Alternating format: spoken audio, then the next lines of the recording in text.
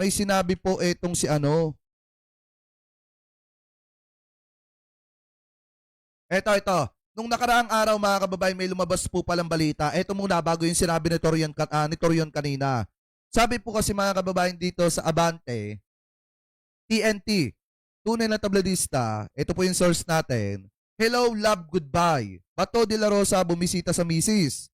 Ibig sabihin, lumabas na si Bato de la Rosa para bisitahin po yung kanyang asawa. Ngayon, sabi dito mga kababayan, basahin po natin. Yan. Bumisita si Senador Ronald Bato de la Rosa sa kanyang asawang si Nancy de la Rosa sa gitna ng mga ulat na may arrest warrant na umano laban sa kanya ang International Criminal Court or etong ICC. Sa official Facebook page ni Nancy, nagpost siya ng larawan nilang mag-asawa. Makikita sa larawan na nasa loob sila ng isang bahay, magkatabi at nakakbay si Bato. Ngunit pareho silang nakatalikod sa kamera. Thanks for dropping by, miss you, caption ni Nancy, na sinamahan pa niya ng 3 face with heart emoji. Umantig sa netizen ang post, lalo na't mainit ang usapin sa umano'y ICC warrant, kaya't marami ang nagbigay ng reaksyon at suporta sa senador daw. Narito ang ilan sa kanila mga kababayan.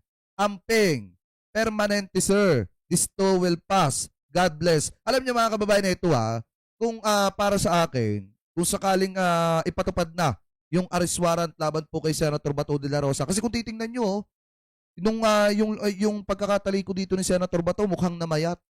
Ano po, mukhang inisip ng matindi na problema ng matindi mga kababayan sa kanyang arrest warrant.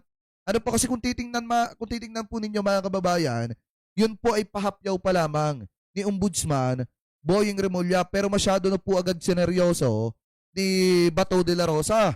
Kasi mga kababayan, ito kung talagang yung arrest warrant mga kababayan ay i-implement na o ipapatupad na kay Senator Bato, sana wag man laban si Senator Bato de la Rosa para hindi siya mapatulad mga kababayan dun sa mga tao na inapi nila noon, na pinalabas nila na nanlaban dun po sa madugong pakikipaglaban nila sa ipinagbabawal na bato.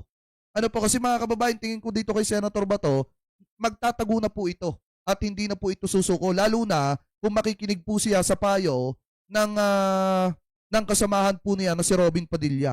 Ano po, anyway, sabi pa dito, matatandang inihayag kamakailan ng Philippine National Police na wala itong impormasyon sa kinaroroonan ni De La Rosa na halos 1 buwan nang hindi nagpapakita sa publiko at absent po sa Senado. So ngayon, after pong kumalat niyang balita na yan, nag-post po etong na-interview po ng GMA ito pong si Torion. At ayon po kay Torion mga kababayan, ito daw pong si De La Rosa kaya unavailable daw po mga kababayan dahil daw po dun sa safety concern. Ayon po yan kay Torion So basahin po natin yung nilalaman. Yan. Sabi po dito mga kababayan, Senator Ronald Bato de la Rosa is avoiding public appearance because his personal safety is at stake amid the reported arrest warrant against him from the International Criminal Court or ito daw pong ICC. According to his lawyer, ngayong araw mga kababayan, Thursday ba ngayon? Ngayong araw. So sabi pa dito mga kababayan, ito pa daw.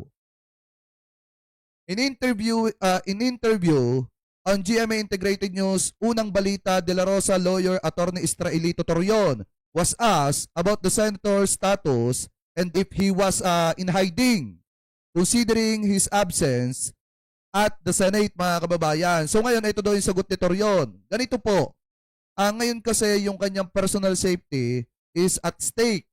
Maka-speculate lamang ako kasi hindi ako makasabi for him. Even I am his lawyer, he is just making himself unavailable. Ani po nitong si Torion. Sabi pa dito mga kababayan, his personal safety is at stake. I can only speculate because I cannot speak for him even though I am his lawyer. He's just making himself unavailable.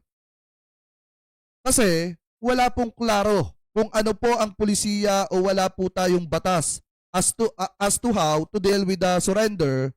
Kasi klarong-klaro po yung gobyerno natin is they will up the modality of surrender instead of extradition under Section 17 of the Republic Act 9851. He added, mga kababayan. Pero kung titingnan po ninyo, gaya nga po ng lagi kong sinasabi, mga kababayan, eto yan. Kapag lumabas na yung arrest warrant, and then pinadaan po yan sa Interpol, wala po magagawa ang Pilipinas kung hindi. Gampanan po yung obligasyon po natin, mga kababayan, na eto pong si Bato de la Rosa, maaresto dito po sa ating bansa at makipagtulungan ng Pilipinas, ang ating mga kapulisan, sa pag-aresto po kay Senator Bato de la Rosa. Kasi maraming beses na po nating napakinabangan, mga kababayan, ang Interpol. Katulad nung pagkakahuli kay Tevez, nina Alice Guo, at dun sa iba pa, mga kababayan na talagang nagtago sa ibang bansa. So ngayon, sabi pa dito, basahin pa natin. Torion was referring to the Philippine Act on Crimes Against International Humanitarian Law, genocide, and other crimes against humanity, mga kababayan. Pero kung titingnan po natin, payo ko lamang kay Senator Bato, sana kung sakali na nasa isang lugar ka, naabutan ka ng ating mga kapulisan, kung sakaling arestuhin ka na, sana sumuko ka ng matiwasay. At wag mo sanang pairalin yung tapang mo. Diba? Kasi mga kababayan, kung titingnan po natin, kung makikinig po si Senator Bato dito kay Senator Robin Padilla, wala po talaga mangyayari sa kanya eh. Kasi unang-una, napakainit na po ng usapin, mga kababayan, patungkol po dito kay Senator Bato. Kasi after po kasi ma-aresto ni Senator Bato, sunod-sunod na po yan. Yang sina Adbayalde, yang sina Bongo, mga kababayan, at possible nga nakasama pa ito pong si Sara Duterte. Kaya nga kung titingnan nyo, mga kababayan, nakakapagtaka naman dito kay Senator Robin Padilla na mukhang ayaw talaga niyang samahan sa bilangguan itong si Senator Bato dahil saglip na payuhan niya ng maayos na pagsuko, mga kababayan. Ano ba sinasabi ni Robin Padilla? Ang advice ko sa kanya, kay Senator Bato daw, De La Rosa ay never surrender to foreign power. Yan po yung sabi ni Robin Padilla kay Senator Bato. Kasi pag na-aresto po kasi, si Senator Bato, mapapahiya dyan si Senator Robin Padilla. Bakit? Kasi dyan natin makikita kung may solido ba yung salitang binitawan po niya na handa siyang magpa-aresto at samahan etong si Bato de la Rosa o salitang hangin lang, mga kababayan, para magpayabang sa publiko. Kasi sabi niya wala daw pong iwanan. Bakit nung naaresto si Digonggong hindi sinamahan ni Robin Padilla at ni Bato de la Rosa at ni Nabongo? Diba? Wala palang iwanan eh. Bakit iniwan ninyo si Digong? Diba? Kaya nga kung titingnan nyo, mga kababayan, ito po yung naging sagot dyan ni Atty. Claire Castro eh. Pakinggan po natin. Ang mensaheng ganyan ay nagpapakita lang ng mga taong ayaw sumunod sa batas. Kapag ka po naman may valid warrant of arrest, alam naman natin kung anong dapat gawin. Hindi po dapat ina-advise na magtago at hayaang pulis na lamang ang humanap sa kanila dahil trabaho nila to.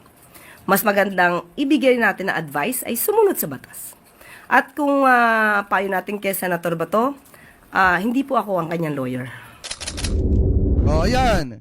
Kasi mga kababayan, sa totoo lang para sa akin, much better kung sakaling ipatupad na yung arrest warrant laban po kay Bato, sumuko na lang siya ng maayos. Huwag siya makinig kay Senator Robin Padilla. Kasi pag nakinig siya kay Senator Robin Padilla, mga kababayan, talagang wala pong pupuntahan. Ano po itong si Senator Bato, maaaresto at maaaresto pa rin siya kahit saan po siya magtago dito sa Pilipinas. Yun nga, nasa ibang bansa, naaaresto pa eh. Yung mga nagtatago sa ibang bansa na mga may ginawang kabulastugan dito sa Pilipinas, naaaresto pa. What if pa kaya itong si Senator Bato kung sa Pilipinas lang din siya magtatago? Maliwanag naman po ang sinasabi ng ating presidente, mga kababayan, sa mga ganyang klase ng mga taong nagtatago. Oo nga, makakatawag dito, makakapagtago kayo pero hindi kayo makakatakas. 'Di ba? Makakapagtago kayo, makakatakbo kayo pero hindi kayo makakatakas. Mahuhuli kayo, aabutan at aabutan kayo ng kamay ng batas. Kaya kung ako kay Senator Bato de la Rosa, much better ang gawin po niya, mag-surrender na lang siya kung sakaling lumabas na yung arrest warrant niya at ipatupad po sa kanya yan. At wag niya nang isipin pa o gawin pa ang manlaban, mga kababayan. Kasi baka nga mamaya, manlaban itong si Senator Bato at mapatulad siya dun sa mga tao, mga kababayan, na tawag dito, na ginawan po nila ng ganyan, na pinurubok nila naman laban nung panahon ni Digonggong, para nang sa ganun madali sa kanila ang itumba yung mga tao na yon. So ngayon, maliwanag naman na ito pong si Senator Bato, mga kababayan, ayon po kay Torion, kaya daw po hindi gaano nang naglalalabas publicly, dahil daw kinukonsidera na ang kaligtasan ni Senator Bato, lalo na at lumabas na daw po yung bali-balita na talagang posibleng totoo yung arrest warrant laban po kay Bato de la Rosa. Anyway, kayo mga kababayan, ano po masasabi ninyo hingil po dyan? Comment below na lamang po kung ano pong opinion po ninyo hingil po dyan.